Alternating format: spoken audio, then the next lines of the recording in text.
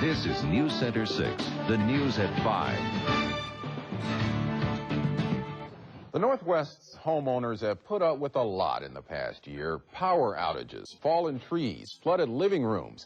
What more could happen? The News Center's David Okarski reports your chimney could fall off. Steve Scrivani had a surprise waiting for him when he came home Friday night. His chimney had fallen off his house, fireplace and all, into the pit where his cesspool used to be. Workers had just removed it. The city had ordered Scrivani and his neighbors to hook up to the public sewer. Wasn't ready to do it until next year, but I figured these guys were in the neighborhood doing all the other properties and stuff. And these folks had, wanted to get it done. I said, well, okay, let's just do it. Get that backhoe in here, just do it one clip. Mistake. Scrivani says the private contractor had just removed the cesspool. When workers went home, he'd gone over to visit with his neighbors.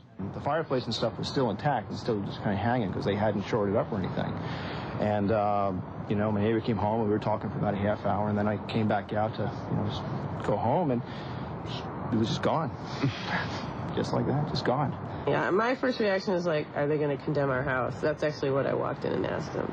And then the second one is, who's supposed to pay for it? Steve and his wife are taking their misfortune with incredibly good humor. But when the workmen arrived, they were aghast. Yeah, you want to come over here real quick? You're going to have to see it to believe it. The contractor says the cesspool had been too close to the house, that the foundation was cracked and rotten and hadn't supported the chimney. The chimney's gone. Part of the foundation's gone. It's all in the trench. This is the first home Scrivani and his expecting wife have ever owned. They moved in just 2 months ago. I expected there to be some problems. I'm relatively handy. I'm not this handy, however. But Steve Scrivani is willing to learn from his experiences. There's a lesson. Don't dig under the fireplace.